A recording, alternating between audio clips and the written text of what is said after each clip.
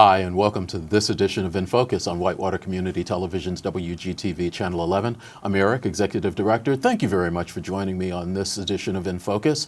Looking forward to a very interesting conversation. First, I want to remind you we are still in election season. We're not done yet. It seems like it's gone on for a period of time, but there is still time for you to vote if you have not done that.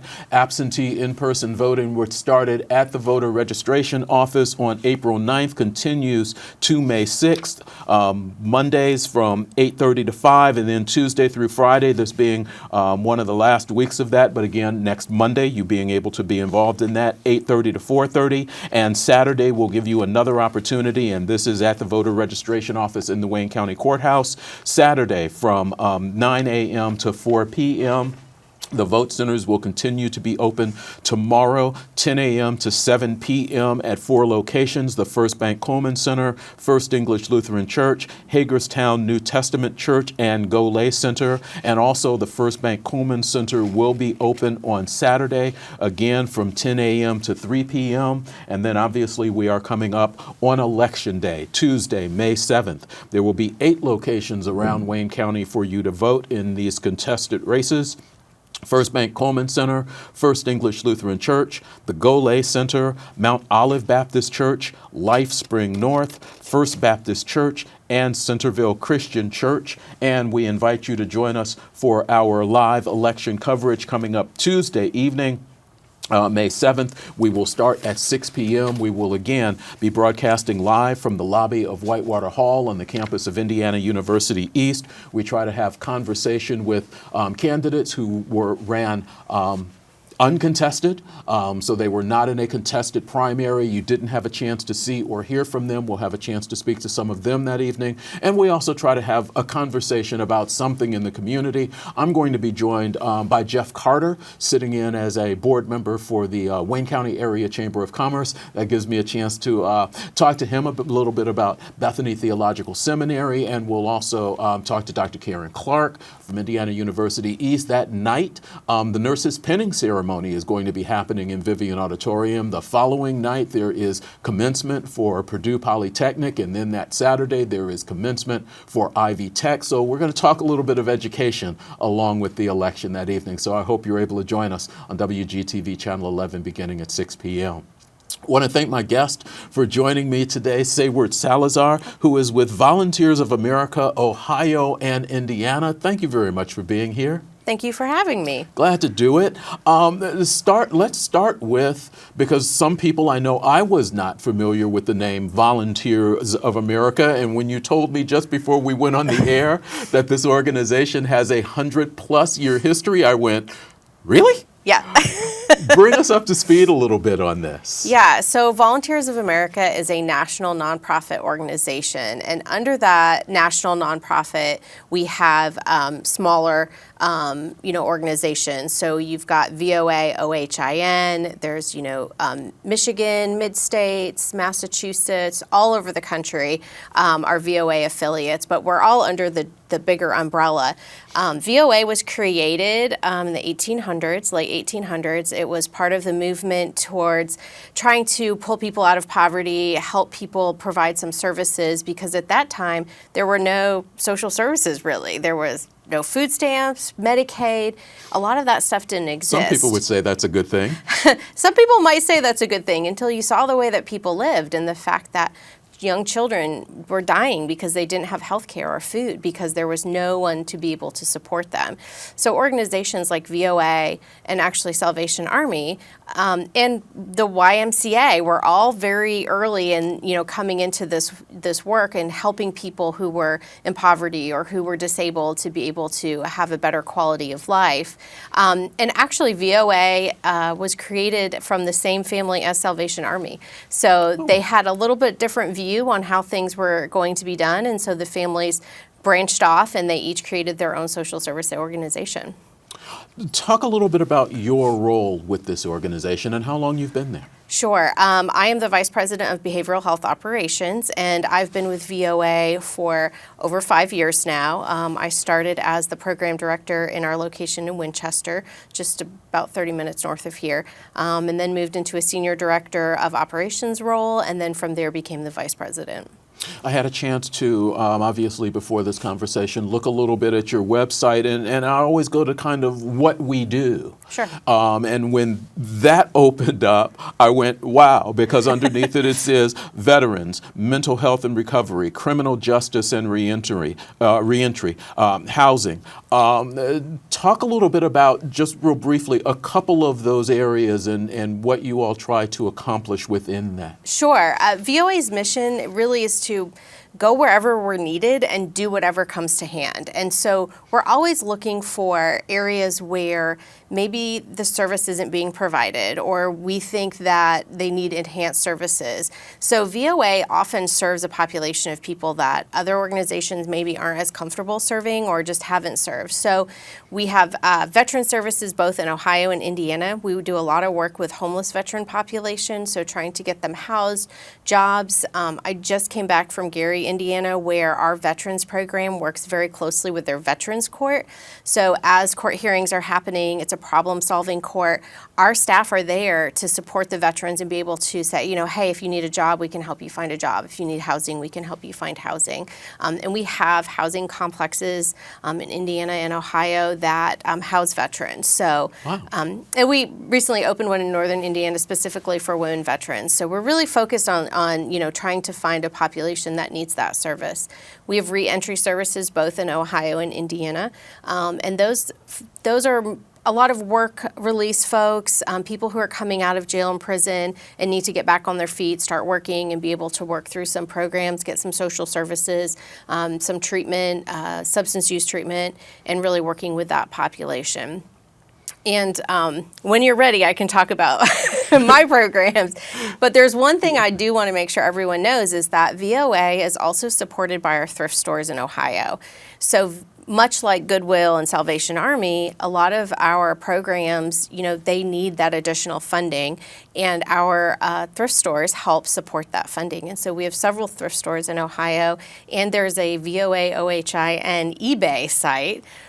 Wow. Yes, so you can find all kinds of wonderful things on eBay, and while you're shopping, you're supporting the services for veterans, you know, people with mental health and reentry programs.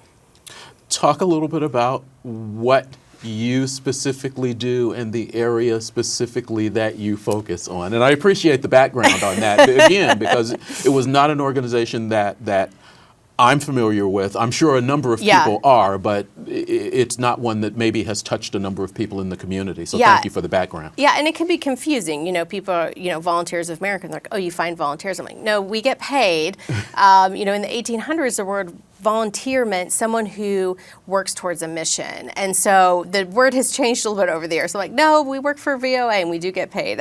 It is a paid program. So I work for predominantly in Indiana over their behavioral health programs. So in Indiana, our biggest focus has been on pregnant women with substance use disorder. In 2015, VOA partnered with Department of Child Services, and we opened our first residential substance use facility that allowed pregnant women to come into our program and allowed women to bring their children into their program with them.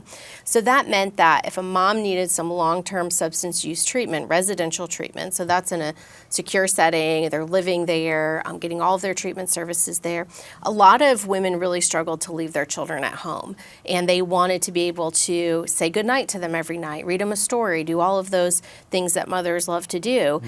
So we created a program that allowed that relationship to continue and that bond to be strengthened by, you know, having them with them during their recovery period. After that one was really successful, that was in Indianapolis, downtown Indianapolis. That was our first program. Then the second one was opened in Winchester in 2018. In Winchester, the building was part of the WINGS program, and so we were able to get the building at a price that was very reasonable for us, knowing that there would be a payment off at the end. We just paid that off, so we now officially own the building in Winchester. And so we've been up there since 2018. In 2019, we opened another location in Evansville, and in 2020, we opened a location in Columbus. So. Talk a little bit about what that program looks like, because I'm sure there are people who are concerned about children around substance use recovery. Sure. And people with those problems. Talk a little bit about what that looks like and how the children are or can be insulated from some of that. Yeah. So all of our programs are set up in 2 different phases. So our first phase is your traditional rehab. It's 30 days, give or take, depending on, how engaged you are in treatment. And so they do their groups all day, every day. They're not leaving the building unaccompanied at all. They're doing their therapy, their case management. We drug screen our clients twice a week randomly, so we're always making sure that they're free of substances. And if they have their children with them while they're in group and they're doing their therapy and their case management sessions, we have a child watch room. So we have caring staff that will watch after their children so they can kind of be in group and not have to worry about what they're saying or if a kid is hearing it or any of those things. So it really allows them to focus on themselves during that group time and know that their kids are in a safe environment being cared for in the building.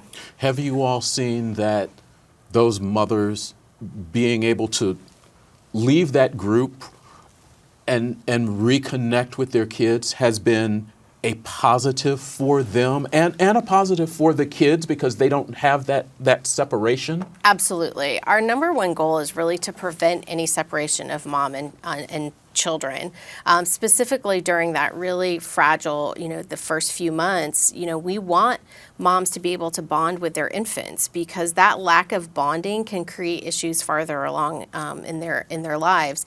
So we want to make sure that they have that contact with their infant and they're able to care for their infant in a supportive environment. A lot of women, when they come home with a new baby, they have family or they have friends that are there to support them. A lot of our clients don't have family and friends that can support them. So when they come to our facilities, we're their support for them. If the baby won't sleep in the middle of the night, our staff will hold the baby for them so they can get some sleep. We're there to be that support for them. We're there to provide support for lactation services or making sure that their physical health needs are being taken care of and their mental health needs. So we really try to wrap around our clients while they're in our program with us. Talk a little bit about, if you would, if you all deal with it, and I think you do because I saw that you all are getting a grant. Infant mortality rates are high in Indiana, and that may be an understatement depending on who's doing that look at. Mm-hmm. Talk a little bit about where you all are in trying to tackle or help that problem. So VOA received a $2.8 million grant from the Anthem Foundation. And the purpose of the grant is to focus on a couple of different areas: C-section rates, low birth weight, substance use, and lactation, doula services, smoking cessation. So really trying to look at the things that may be, potentially leading to some of the issues that, moms and children are having in the state of Indiana, and trying to wrap around them so that they are getting the support during that period of time. So the program that we're rolling out and have created, it adds bookends onto the current program we already have. So we have residential and we do have some aftercare, but this enhances our aftercare services, and it also provides for screening of all pregnant women with a substance use disorder before they come to us. So we're trying to roll out this prenatal universal screening so that women, we can catch them earlier and provide that treatment for them while they're pregnant, and so that while they have their baby, they're already in recovery. We want to use an assessment called the 4Ps Plus. It's a substance use assessment that is specifically for pregnant women, and it is the only one that is reliable and valid. And so we're working. What do you mean it's the only? Hold it. What do you mean it's the only one that's reliable and valid? It is the only one that has any research, it's been tested, that it actually shows whether someone will have a substance use problem. There's a lot of tests out there. There's a lot of screenings out there. But the way that this one has been created, it's to start a conversation with our clients, and so that they don't feel stigmatized by the end of the conversation to say, yeah, I am drinking alcohol and I am pregnant. And then we can offer them help. And so it's been Across the country, it's been used quite a few different places. California has used it. It's been used on Indian reservations quite a bit and had a lot of success in being able to screen and identify women who need treatment early in their pregnancy. So we're able to get them into treatment. If they need medicated assisted treatment like Suboxone, Subutex, Methadone, we're able to get that on, started before they're later in their pregnancy. Talk about what keeps people from looking for help, from coming to an organization like yours. I know you've mentioned the word stigma a number of different times. Yeah. And I've noticed through the years, and I had this conversation with somebody a few years ago, the difference in the terminology of substance abuse and substance misuse. If you could talk about even how it is talked about now as opposed to even a decade ago or less. Yeah, it's talked about very differently. I mean, I still think that women with substance use disorder who are pregnant and have children receive more stigma than anyone. Ball State's done some research on how women who have substance use disorder are treated in the OB delivery rooms because there's people don't really understand how could you use this drug and hurt your baby. It doesn't make sense. And the piece that people don't understand is how much of a sickness and illness this is and how it really just hijacks every part of your brain. And women will be crying and saying, like, I don't want to do this, but I can't stop this drug. I know that I'm pregnant. I know that I shouldn't be doing this, but I can't stop. And there's a lot of stigma when they walk into a doctor's office. And so I think a lot of women are very nervous to admit, yes, I've been drinking alcohol. Yes, I've been, using meth or other substances while I'm pregnant because they're not sure how that's going to be received. And they're scared that their babies are going to be taken away. So our program really focuses on, making sure that moms know when they come to us that they don't, we don't treat them with that stigma, and we make sure that, they're respected and they have, every person has inherent worth and dignity. And regardless of the choices you've made in life, we're going to wrap around you and make sure that you, all of that, we care about you is basically what I'm trying to say. Sure. And the language has changed a lot. It used to be a dirty screen. Well, that makes it seem like people are dirty. And so it's a positive drug screen instead of a dirty screen. So a lot of those language pieces, it means a lot. And so we are really trying to shift that in a different direction to make sure that we're using, language that is compassionate and understanding with empathy, knowing that this is a struggle for people. It's not something that people sign up for or choose to do. You're watching In Focus on Whitewater Community Television's WGTV Channel 11. We're having a chance to have a conversation with Sayward Salazar, who is with Volunteers of America, Ohio and Indiana. As you look at aftercare, Yes. which is an important piece of this, because you can get somebody through a program and then a year later they're back where they were. Yes. Can you talk a little bit about what your aftercare looks like and whether you can talk about success rates, things of that nature? Yeah, so our aftercare plan, we do a home visiting model, or some people might, call it case management. So we follow up with our clients after they've been discharged, if they meet certain criteria. The nice thing about this Anthem grant is most of the women that are in our program will qualify to be able to get we call them family coaches. So they'll be able to qualify to get a family coach. They'll be able to go into their home, check in on them, see how they're doing, making sure they're making it to their appointments. If they're starting to feel like maybe I want to use again, it's very easy then for us to get them back into that residential program because we already have a connection with them. And the really great thing about this Anthem grant is it's not for people who have Anthem insurance. It's for anyone in the state of Indiana that needs this service. So we're able to provide that for anyone who needs it, regardless of who their insurance provider is. So that's been a really great opportunity for us to be able to do this. The other piece that's really important is we've had some women, unfortunately, that had some health problems after delivery. And most women don't see their provider until 6 weeks after they've delivered their baby. A lot can happen in that period of time. So we've added some nurses to our staff.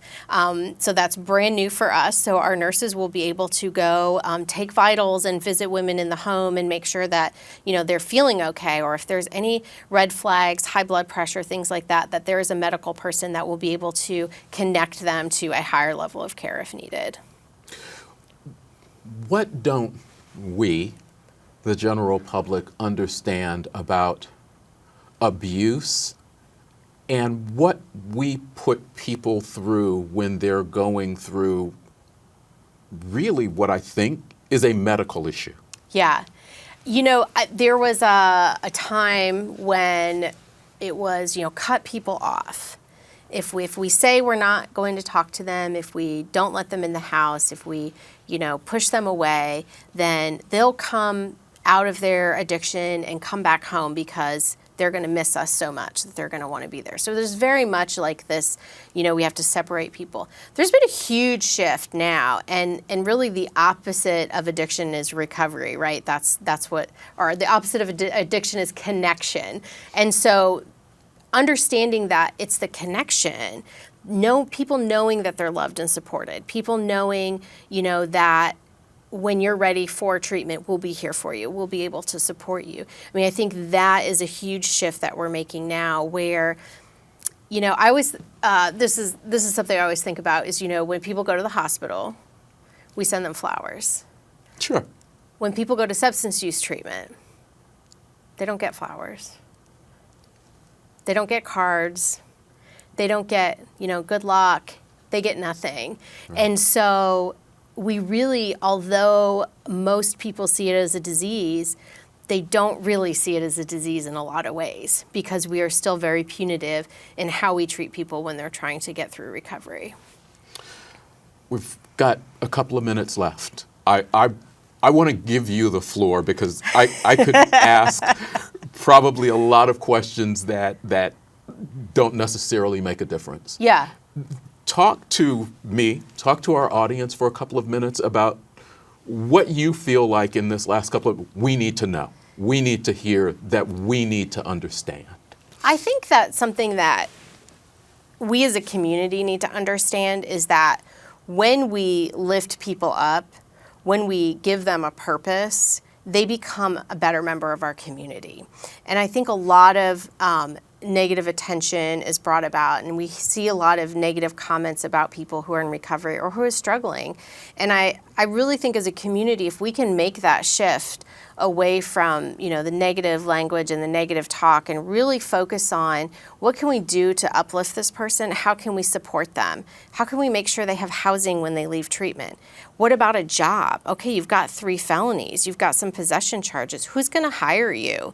And really start to look at ourselves as a community and question, have we created a place where people in recovery will be successful? Or have we created a place that still has a lot of stigma and we still need to work through a lot of that? And I think there's some great things happening in the community, but I really do think we could do a lot more to really uplift people and give them that purpose so when they are in recovery and they come back to our community, that they feel like they belong here and they don't feel ostracized.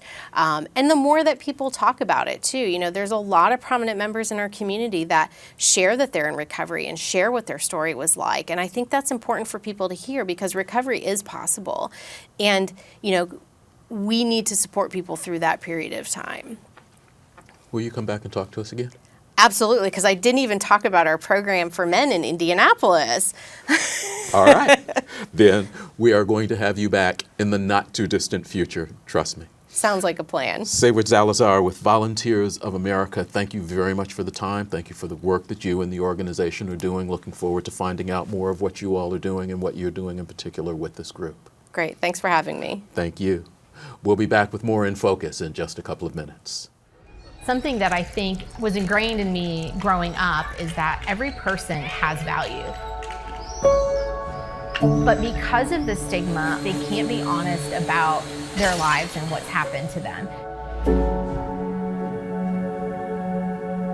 Since 2002, I've been in the field of mental health, and when you are working in mental health, you are also working with addictions. You cannot silo yourself one or the other because there's always going to be a crossover.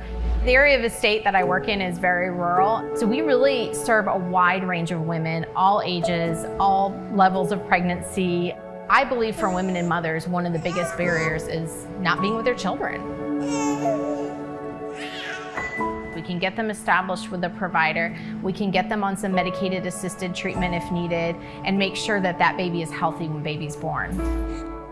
We're helping moms breastfeed. We're helping them with babies in the middle of the night. You know, these are the things that we're doing because somebody did them for us. If you need me to sit with you while you cry, I'll sit with you while you cry. If you need me to hold your baby so you can take a shower because you haven't showered in 2 days, like, let me hold your baby, let me be there for you, and we're in this together. We get to see people at their worst, but we also have the privilege of seeing people at their best. Having, I think, clients say to us, nobody cared about me before. You guys care about me, and it becomes very personal for us. You know, I think a lot of women get the message of we have to do all. We have to be the perfect wife. We have to be the perfect mother. We have to have the career. And so there's all of this pressure put on us. And so when we fall down, sometimes we fall hard. One of the biggest misunderstandings of addiction is if we take everything important away from you, you will stop. And you can take all of that away, and that's just gonna make people worse. I haven't found a single person that has sat down and said, I want to do this for the rest of my life. We're punishing people with addiction and not always treating people with addiction. These are our friends and family. This is someone I went to high school with. This is my aunt, my child. Regardless of what they've done, we need to make sure that we're there for them when they're ready to come back and be part of this community. As communities, we need to be open to people who are in recovery, to put yourself in their shoes. Knowing what addiction is and how it functions and how it works will just help our overall community.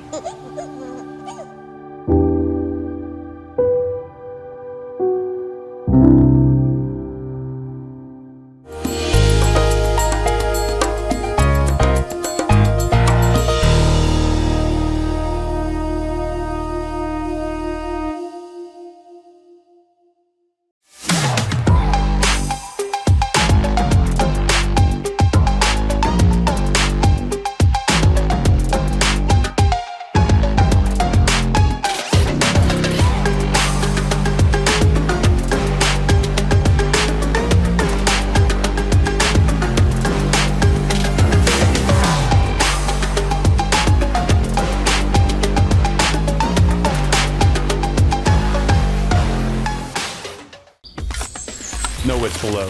When planting flowers, a garden, or doing any type of digging on your property, RP&L wants you to call 811 before you dig. Electric, gas, water, sewer, cable lines, and more may be in your yard. Don't take the risk of digging blindly. It's free, only takes a few minutes, and can prevent inconvenient service outages, expensive repair bills, serious injury, or even death. That's why calling 811 before you dig is Indiana law. Know what's below.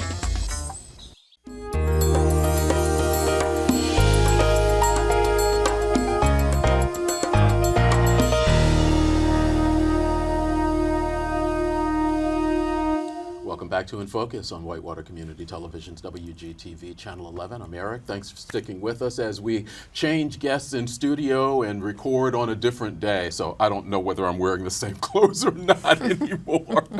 This recording schedule gets to be stranger and stranger as we go. But I'm glad that we were able to hold this second segment because whenever we get close to one of our election cycles, primary or general, I really like to have a chance to talk to our county clerk, Debbie Berry. One, she's a joy always to talk to. And secondly, loaded with information. And voting is so important. And you and I have had that discussion even off camera as to the importance of voting for both of us and wanting people to have all of the possible information that they could have.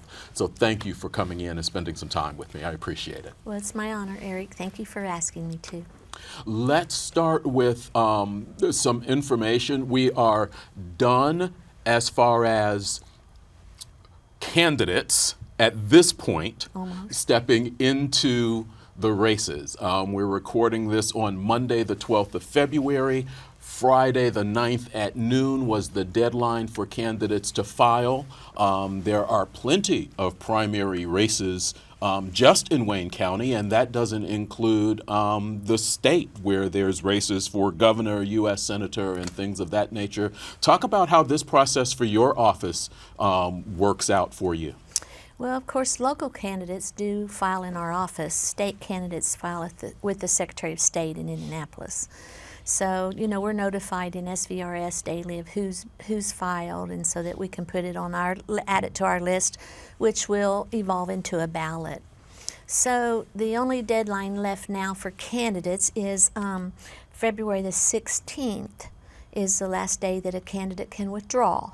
So, if they've changed their mind about running the race or something, then they do have that opportunity to withdraw on the 16th.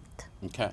Right now we have primary races in Wayne County for Wayne Superior Court 1, Wayne County Clerk District 2, Clerk of Circuit Court, the job that you're stepping away from, Wayne County Coroner, Wayne County Treasurer, and U.S. District 6 representative, the seat that Congressman Pence has decided he will not run for. Also, there's a primary race for both governor as well as U.S. senator. Correct. Talk a little bit about any changes for voting that residents need to know about it. And we know sometimes the legislature does things. Some laws take effect January 1, some laws take effect July 1. Talk about if there's anything different in voting for your office that folks need to be aware of. Well, actually, not anything new for this primary. In the general election last year, we had a change with our early voting, which is also absentee voting. Any vote that is cast prior to Election Day, even though it's at a vote center, it's considered absentee voting. So the legislature changed, and we had to have voters put their ballot into an envelope rather than scanning it on their own. And then we had bipartisan teams opening and scanning those ballots in the office on Election Day. So that changed last year. I feel like our voters really like voting on paper, and eventually there's, of course, a huge push with the legislatures that it become law and only do paper voting, paper ballot. So that was a change. The other change that we're going to have this year, a couple of changes I'd like for the voters to know about. One is now I partnered with the Secretary of State's office and requested monies out of a grant that Secretary Morales had obtained from the federal government to order a central count scanner, where instead of having to have these teams that just scan one ballot at a time, we can scan 100 up to 500, and it will count them in 2 to 7 minutes. Oh, wow. So that, that will be great to have that ability instead of starting at 6 a.m. opening, especially for a presidential election. We did it, for the municipal small town election. Right. It was painstakingly slow, but we did get through it. And I just couldn't imagine, with a presidential election, having to open every one of those and scan them individually. So I'm very grateful to Secretary Morales for working with, our county. That machine, that one central count scanner is $80,000. Wow. Just for the scanner. So that's taxpayer monies that we did not have to use to purchase that for Wayne County. It should make things go faster.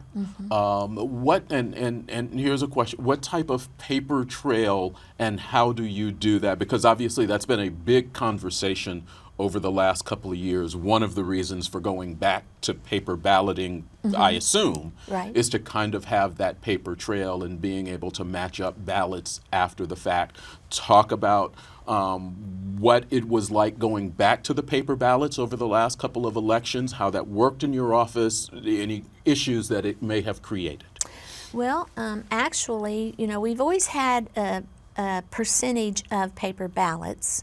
Number one, for any provisional voting, and number two, for mail out. Now, we do have the capability of ballot on demand, just print, a voter's ballot when we get their requests to send them, a ballot. We can just do print on demand, but we've optioned to order some paper ballots, not near as many as we used to, but for that practice to send those to mail out. Having the paper ballots, we have to have them and sort them and keep them for 22 months. So there's a little bit of storage because there's just more paper there. Sure. But then once everything is certified 22 months later, then we can, destroy by shredding those ballots. We balance the number of ballots that we get by the number of check-ins. So when our voters check in with the electronic e-poll book, we can tell who's checked in, how many people's checked in, and at what location they were in. So we always balance those numbers to make sure, okay, we had 257 check-ins at First English Lutheran today. How many ballots do we have, that's been scanned on the scanner? So it's a good second opportunity to make sure that everything is in balance. Of course, last year we had a post-election audit, which that came out, very well without any discrepancies. So the team from Ball State came and we had to pull all of our ballots, the paper ballots that we had, and separate those into precincts, and they hand counted, and it was a great experience. So that, we were glad to participate in that. That's kind of an optional thing, which someday probably will be mandatory, but at the time, right now, it's optional. What made you all decide to do it? Because we went to paper ballots. We just wanted to test ourselves to see, that everything was right on the money, and so and it's a learning experience for my staff. It was a good training experience for us to all work together and see how that process could be accomplished. Talk a little bit, if you would, Debbie, please, about even just the process of making sure you are registered to vote and able to vote. And I say that because a number of people, and you and I both know it, people move in, people move out. There are folks that are here now who weren't here for our November election. They've made that move. They voted in a different way where they were from. They're not familiar with Indiana law. So can you talk about how people can get registered and how much time they have to be able to do it, particularly for the upcoming primary? Well, absolutely. If you're a person who has moved from a different state, or even moved this year to a different precinct here locally within Wayne County, or from another city in Indiana.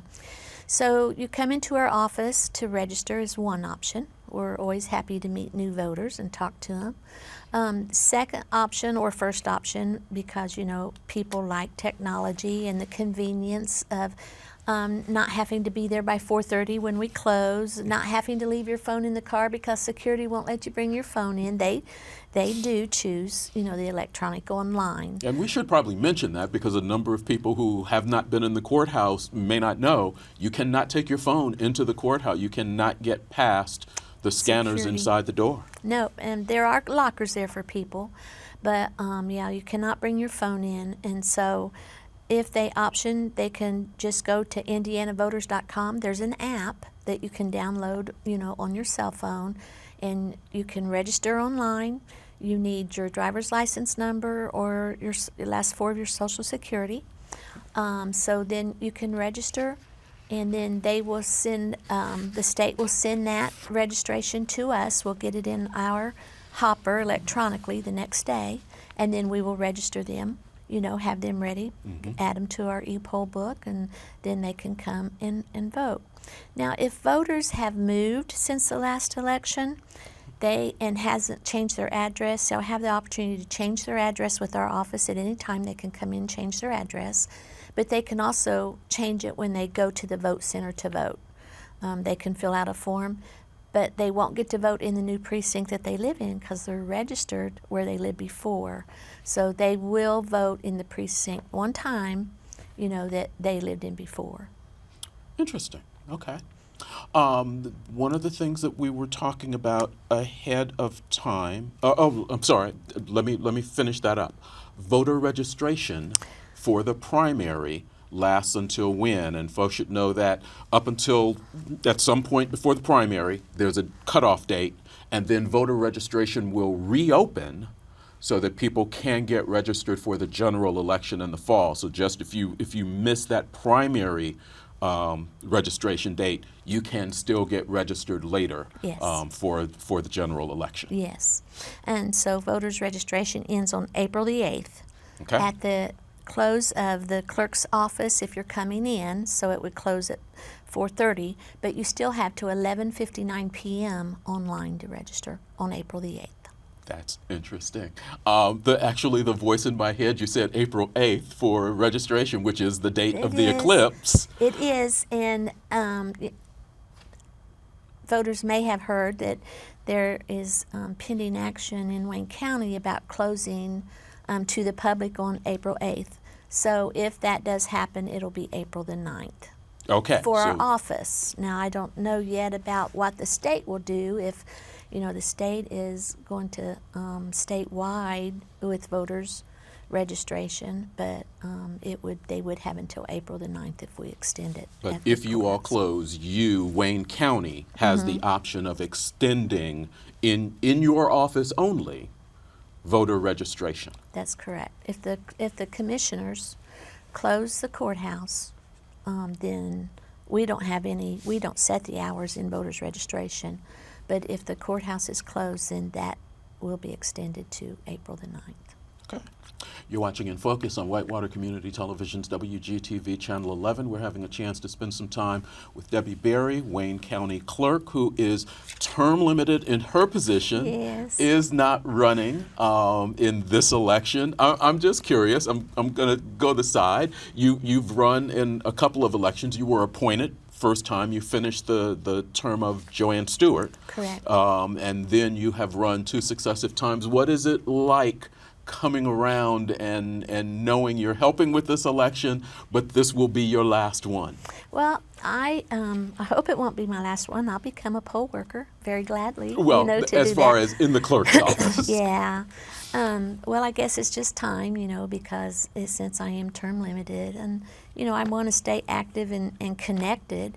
So I would be honored and privileged, you know, always to be a poll worker. I worked the polls for many years before I ever even considered becoming clerk. But and I'll stay active, you know, like precinct committeeman and state convention. I'm on the ballot for those things, you know. But as far as running for an office, we'll just see what retirement feels like. Okay.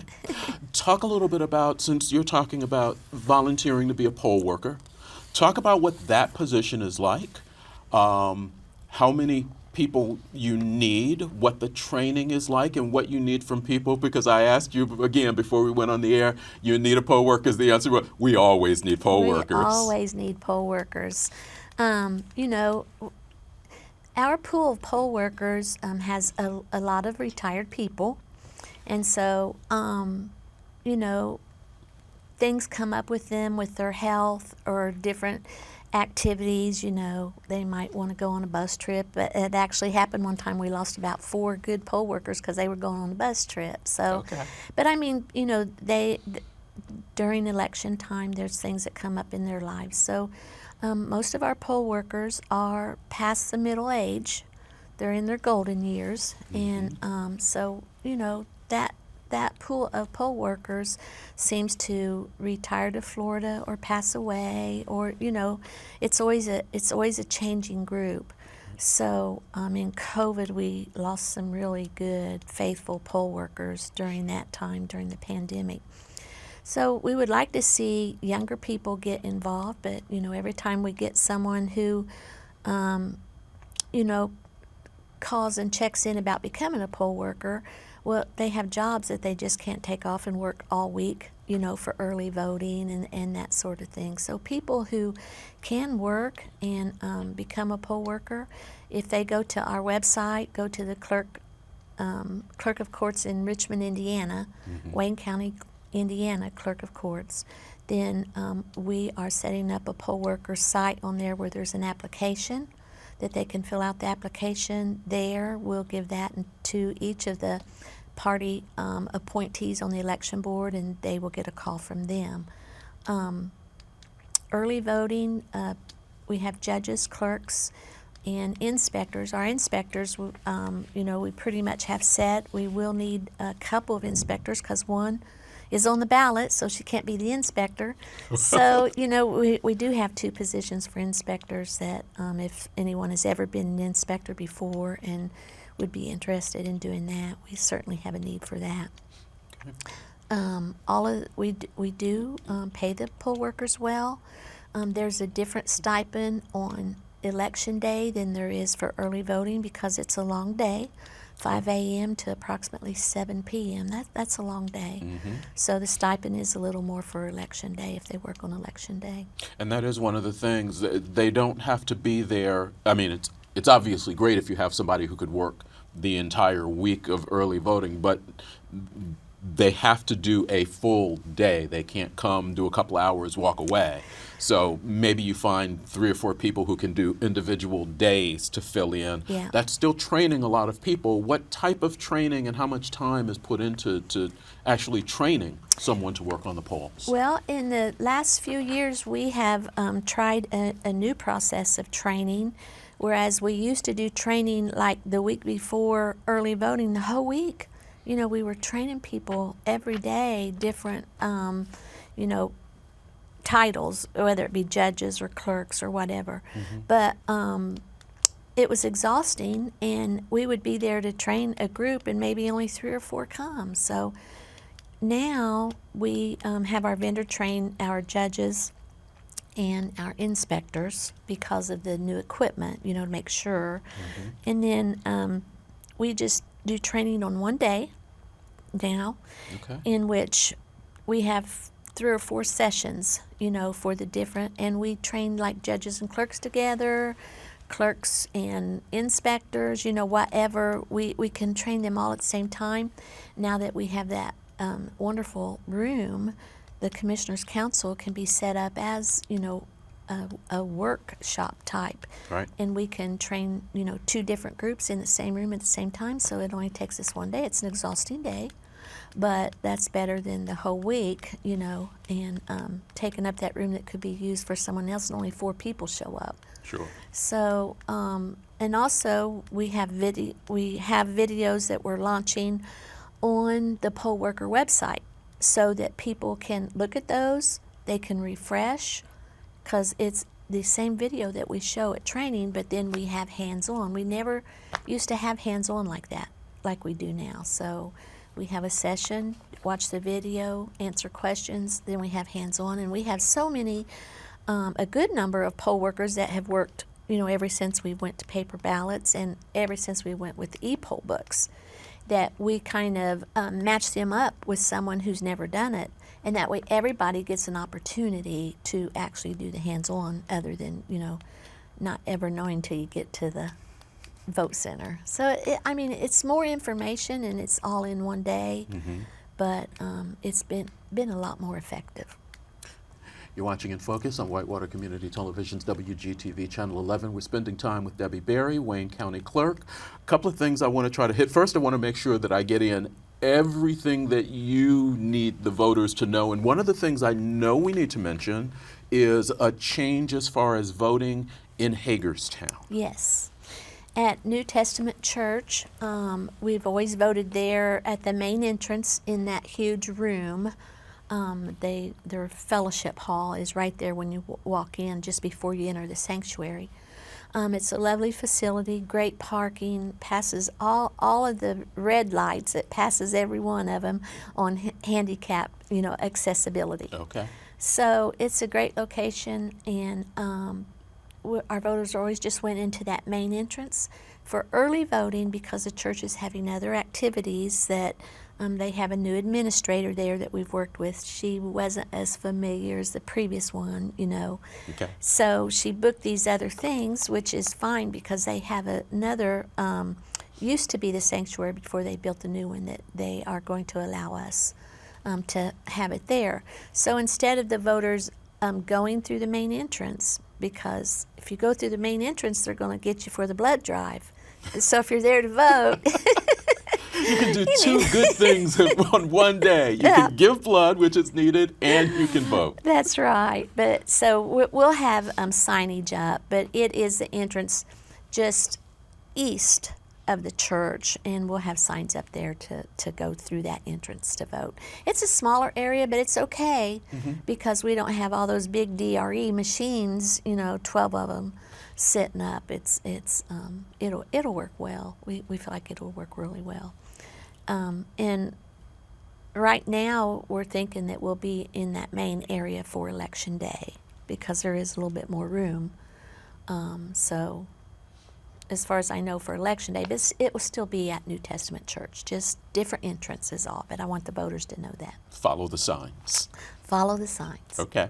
What else do people need to, do you really want people to know about as we head particularly into the primary election? We'll have you back before the general to really clear some things up, but Well, the only other thing that, you know, I want to encourage the people to get registered to vote, to Right. make sure you do that. And then also, you know, if anyone wants to be a poll worker, we are more than willing to talk to you or pass your name on to the election board appointees from each party, and then they will set folks up to be on our list of candidates for poll workers.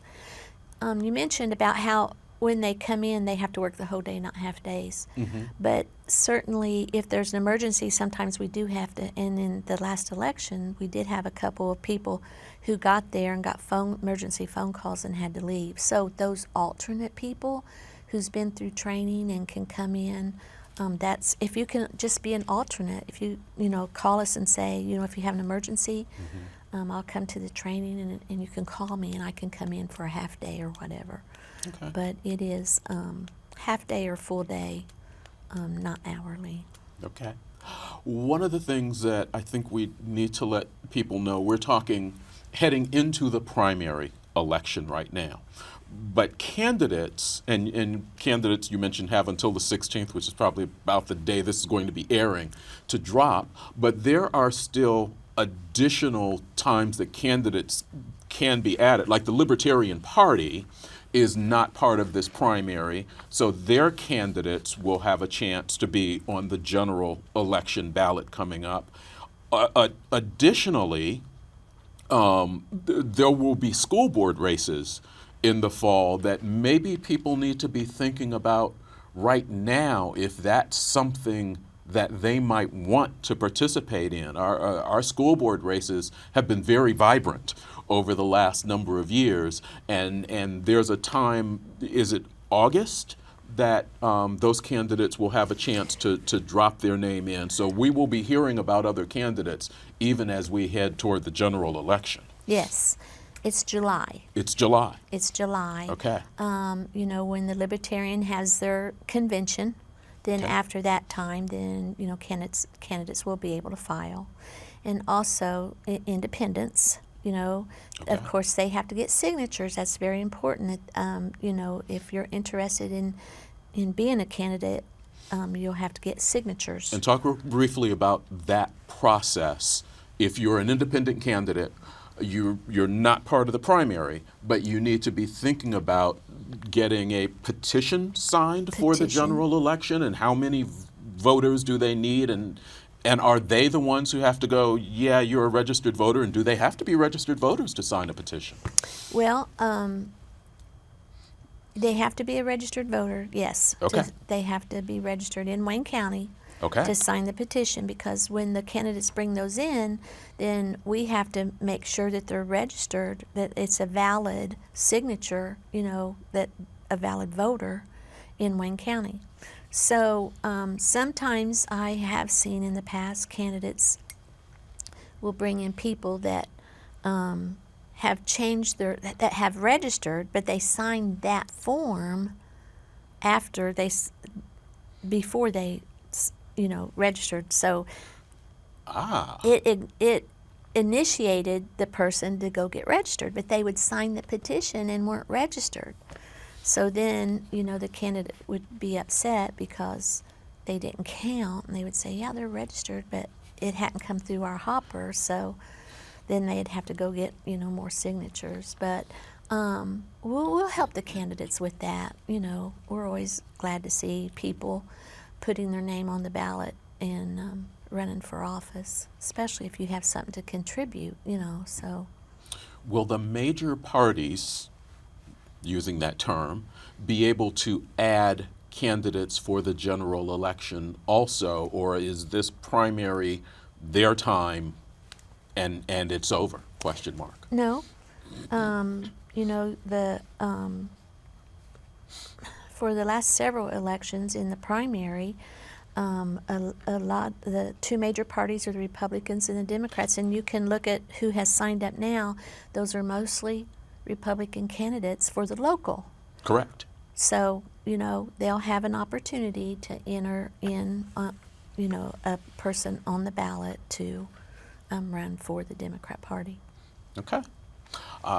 Debbie Berry, Wayne County Clerk, thank you very much for spending some time with us. We will be talking to you. Obviously, we will want to know whether Wayne County will be extending voter registration, so we will check in with you when that happens to find out whether local voter registration is going to be ending on April 8th or 9th.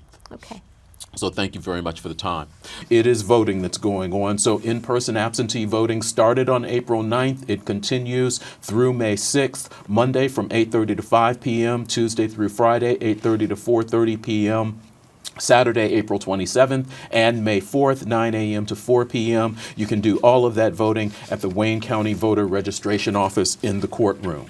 Absentee voting with the vote centers continues in person April 29th through May 3rd, Monday through Friday, 10 a.m. to 7 p.m.